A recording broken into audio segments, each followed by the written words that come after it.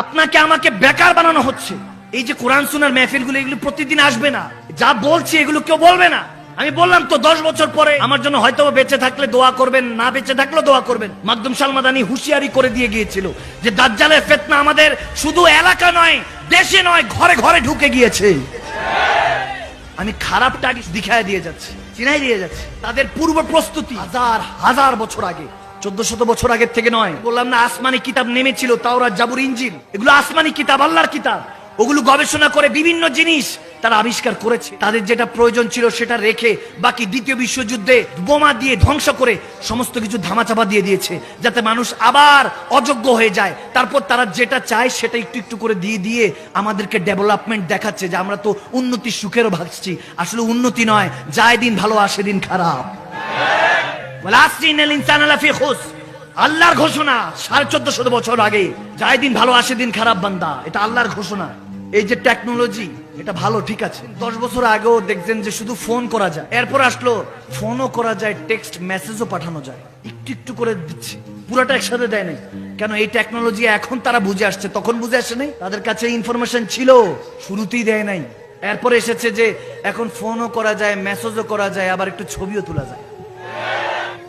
এরপর আসছে এই ফোনের মধ্যে কলও করা যায়, মেসেজও করা যায়, ছবিও তোলা যায়, এখন ভিডিও করা যায়।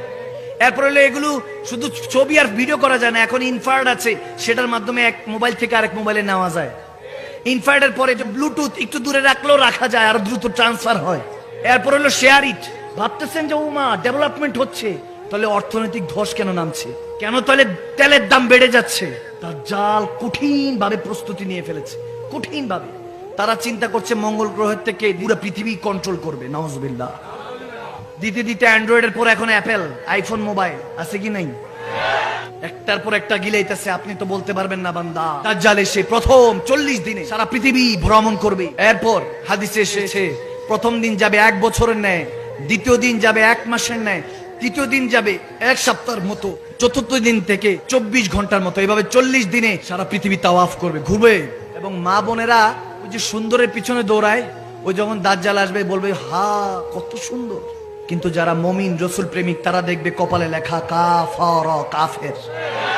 40 দিনে ভ্রমণ করা শেষ হলে সবাইকে কাফের বানাবার চেষ্টা করবে। মা বোনেরা দাজ্জালকে দেখে ফিট খেয়ে যাবে। তারপর শুনেন গভীর ইনফরমেশন, দাব্বাতুল আরদ নামে একটা প্রাণী আছে, যেটা ডায়নোসরের মতো অনেক বড়, 2 ভাগ করে জমিন থেকে উঠবে, 40 দিন সারা পৃথিবী ভ্রমণ করবে। তার জুবান খোলা থাকবে, তার 2টা নবী রাসূলদের সুন্নতে সে চলবে। ডান হাতে থাকবে মূসা আলাইহিস সালামের লাঠি, বাম হাতে থাকবে সুলাইমান আলাইহিস সালামের আংটি।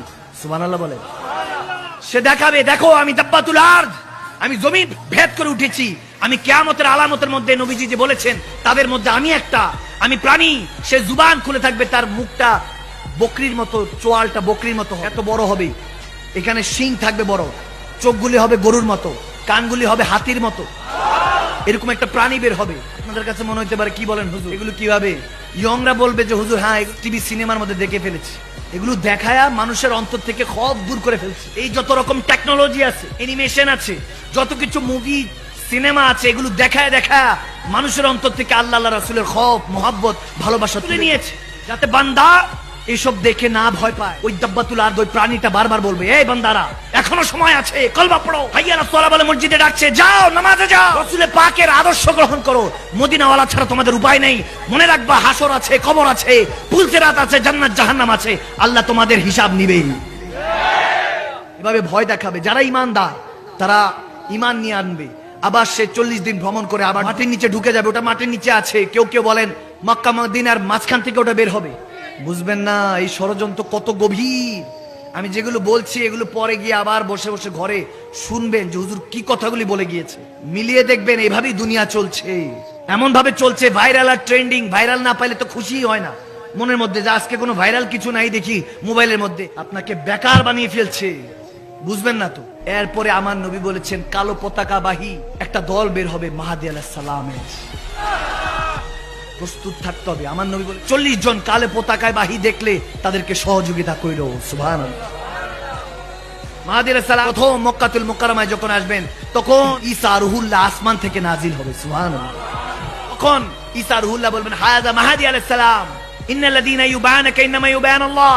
আল্লাহর কোরআনের ঘোষণা অনুযায়ী বায়াতে রসুল, রসুলের পাকের বায়াত মাহদী আলাইহিস সালামের কাছে গ্রহণ করো। সুবহানাল্লাহ, বায়াত গ্রহণ করো। তখন মাহদী আলাইহিস সালাম বলবে আপনি নামাজ পড়ান। ঈসা রুহুল্লাহ বলবে আপনি নামাজ পড়ান, আপনি ইমামতি করেন, আপনি এখন আমাদের সবার ইমাম। সুবহানাল্লাহ বলে। এবং তেনার আব্বা জানের নাম আব্দুল্লাহ, ওনার আম্মা জানের নামও আমিনা হবে। সুবহানাল্লাহ।